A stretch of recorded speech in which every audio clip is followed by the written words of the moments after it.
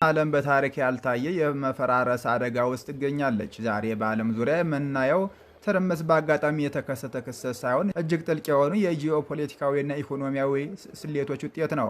በመካከለኛው ምስራቅ የጀመረው ፍጥጫ በሜዲትራሊያን ባህር ላይ እየተካሄደ ካለው የድብቅ ጦርነት ጋር ተዳምሮ በካሪቢያን ደሴት ኩባ እየታየ ካለው የኃይል ቀውስ ጋር ሰንሰለታማ ትስስር አለው። እነዚህ ሶስት የተለያዩ ቀጠናዎች በአንድ የኢኮኖሚና የፖለቲካ ሰንሰለት የተሳሰሩ ናቸው። ለምን ዓለም በአሁኑ ሰዓት በከፍተኛ ውጥረት ውስጥ እንደምትገኝ፣ ይህ የፖለቲካ ማዕበል በዕለት ተዕለት ኑሯችን ላይ ምን ተጽዕኖ እንደሚያሳድርና የትኞቹ ኃይሎች በጀርባ ሆነው ሁኔታውን እንደሚቆጣጠሩ በዛሬው እንቃኛለን። የመጀመሪያና ዋነኛው የዓለም የውጥረት ማዕበል ኢራን ናት። የኢራን የበላይ መሪ አያቶላ አሊ ካሚኒ መገደል መላውን የክልሉን የኃይል ሚዛን አናግቶታል። ይህ ክስተት በኢራን መንግስት ላይ የፈጠረው የስልጣን ክፍተት ብቻ ሳይሆን አሜሪካና እስራኤል ይህንን አጋጣሚ ተጠቅመው የኢራንን አቋም ለማዳከም እየወሰዱት ያለውን እርምጃ በግልጽ ያሳያል። በተለይም በኢራን ግዛት ውስጥ በሚገኙ የኩርድ ተዋጊ መሰረቶች ላይ እየተካሄደ ያለው የኢራን የሚሳኤል ጥቃት መንግስቱ በውስጥ መበታተን ከፍተኛ ፍርሃት ውስጥ መሆኑን የሚያመላክት ነው። አሜሪካና እስራኤል የኩርድ ተዋጊዎችን እንደ ስልታዊ መሳሪያ በመጠቀም በኢራን ላይ የውስጥ ግፊት እንዲፈጠር እያደረጉ መሆኑ በግልጽ እየታየ ነው። ይህ የኢራን የውስጥ ደህንነት መፈራረስ ከጎረቤት ሀገራት ጋር ካላት ግንኙነት አንድ መላውን መካከለኛ ምስራቅ ወደ አደገኛ ጦርነት እየገፋው ይገኛል። ይህንን የኢራን ጉዳይ ስንመለከት ጉዳዩ ከወታደራዊ ጥቃት አልፎ የጎሳ ግጭት መልክ የያዘ መምጣቱን መገንዘብ አስፈላጊ ነው። የኩርዶች ትግል ለኢራን መንግስት የረጅም ጊዜ ህልውና ፈተና ሆኖ ቀጥሏል። በሌላ በኩል ከጦር ሜዳው ወጣ ብሎ በሜዲትራሊያን ባህር ላይ አንድ አሳሳቢ ክስተት ተከስቷል። የሩሲያ የኤልኤንጂ ታንከር የሆነው አርክቲክ ሜታጋዝ መስጠም የዘፈቀደ ድርጊት አይደለም። ይህ መርከብ የሩሲያ ሻዶ ፍሊት በመባል የሚታወቁትና በምዕራባውያን ማዕቀቦች የተከለከሉ እቃዎችን የሚያጓጉዙ መርከቦች አካል ነው። ይህ መርከብ የሩሲያ የጦርነት ገንዘብ ምንጭ ነው። ስለዚህ በዩክሬን የባህር ላይ ድሮኖች መመታቱ ለሞስኮ የኢኮኖሚ ምት ነው። ይህ ክስተት የሚያሳየው ጦርነቱ ከዩክሬን ድንበር አልፎ በሜዲትራሊያን ባህር በኩል ወደ ሌሎች አካባቢዎች እየተስፋፋ መሆኑን ነው። የኢነርጂ ደህንነት ለሩሲያ የጦርነት ቀጥተኛ ደም ስር እንደመሆኑ በእንዲህ ያለው ሁኔታ መርከቦች መስጠማቸው የዓለም አቀፍ የንግድ መስመሮችንና የነዳጅ አቅርቦትን በእጅግ አደጋ ላይ ጥሏል። ሩሲያ ይህንን ጥቃት እንደ ዓለም አቀፍ ሽብርተኝነት ብትጠራውም በምዕራባውያን በኩል ግን ይህ የኢኮኖሚ ማዕቀቡን የማስፈጸም አካል ሆኖ ይታያል። አሁን ደግሞ ትኩረታችን ወደ ካሪቢያን ደሴት ኩባ እናዞራለን።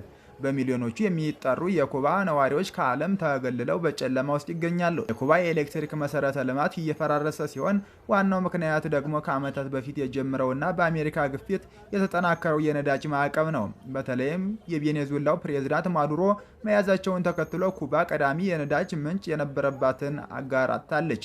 የአየር ፍራንስን ጨምሮ በርካታ ዓለም አቀፍ አየር መንገዶች ወደ ኩባ በረራ ማቆማቸው ደሴቲቱን ከዓለም ኢኮኖሚ ጋር የሚያስተሳስሩ አውታሮች እየተበጠሱ መሆናቸውን ያሳያል። ኩባ ዛሬ የውጭ ማዕቀብ ምን ያህል የሀገርን የውስጥ ደህንነት እና የዜጎችን ሕይወት እንደሚያናጋ ሕያው ምስክር ሆናለች። ይህ የኢነርጂ ቀውስ ከኢራን እና ከሩሲያ ክስተቶች ጋር ተዳምሮ ዓለም አቀፍ የኃይል አቅርቦት ምን ያህል ተሰባሪ እንደሆነ ያሳየናል። በመጨረሻም እነዚህ ሁሉ ክስተቶች በአንድ ትልቅ መልእክት የተሳሰሩ ናቸው። የዓለም ኢኮኖሚ እርስ በርስ የተያያዘ ነው። የኢራን የነዳጅ አቅርቦት ሲስተጓጎል፣ የሩሲያ ታንከሮች ሲሰምጡ እና የኩባ መሰረተ ልማት ሲፈርስ በዓለም ዙሪያ ያለው የዋጋ ንረት ለተራው ዜጋ ሊቋቋሙት የማይችሉት ሆኗል። እኛ በምንኖርበት ዓለም ውስጥ የፖለቲካ ውሳኔዎች በኪሳችን ላይ የሚያሳድሩት ተጽዕኖ እጅግ የከፋ ነው። ታዲያ ዓለም ወደ ተረጋጋ የዲፕሎማሲ መንገድ ትመለሳለች ወይስ ይበልጥ ወደ ትርምስ ትገባለች? ይህን ጥያቄ ለእናንተ ትችዋለሁ። እንደ ቢቢሲ ዘገባ ከየካቲት 21 ጀምሮ የኢራን ዋና ከተማ ቴህራን በከፍተኛ የአየር ድብደባ ስር ትገኛለች። የኢራን የበላይ መሪ አያቶላ አሊ ካሚኒ መገደልን ተከትሎ አሜሪካና እስራኤል የከፈቱት ይህ መጠነ ሰፊ ጥቃት በመላው ኢራን ከፍተኛ የሰብአዊ ቀውስ ፈጥሯል።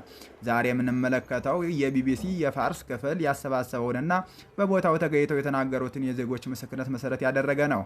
እንደ ቢቢሲ ዘገባ ቴህራን ውስጥ የሚኖሩ ዜጎች ሕይወታቸው ሊታመን በማይችል የቦምብ ድብደባ ውስጥ መውደቁን ይናገራሉ። ሳላር የተባለ አንድ የቴህራን ነዋሪ የድብደባው መጠን ከመቼውም ጊዜ በላይ እንደሆነ ገልጿል። ቢቢሲ እንዳረጋገጠው በኢራን መንግስት መረጃ መሰረት በሚናብ ከተማ በተፈጸመ ጥቃት ከ160 በላይ ንጹሐን ዜጎች ህጻናትን ጨምሮ ሕይወታቸውን አጥተዋል።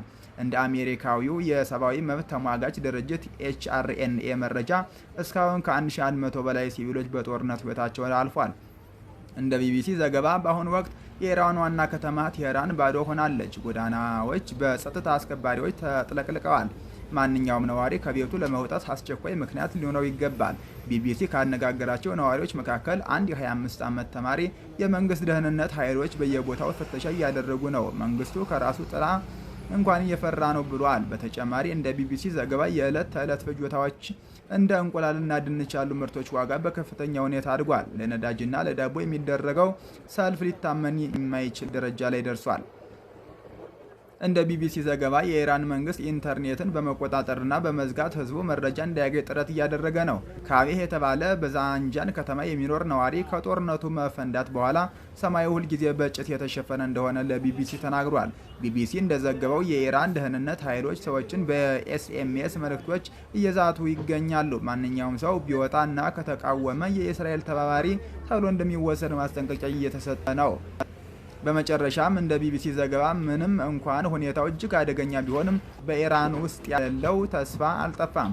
ነዋሪዎቹ ጦርነቱ እንደምንገምተው በአጭር ጊዜ አይጠናቀቅም ቢሉም ለወደፊት ህይወት እድል አለ የሚል እምነት አላቸው። ይህ ጦርነት የኢራን ህዝብ ለረጅም ጊዜ ሲያሳልፍ የነበረውን መከራ ወደ ከፍተኛ ደረጃ ከፍ አድርጎታል። እንደ ቢቢሲ ዘገባ አብዛኞቹ የኢራን ህዝቦች ወደፊት ምን እንደሚጠብቃቸው አያውቁም። ስለተከታተሉ እናመሰግናለን። ይህንን የቢቢሲ መረጃ መሰረት ያደረገ ትንተና በተመለከተ ያላችሁን አስተያየት በኮሜንት ላይ ያስቀምጡልን። ጤና ይስጥልን።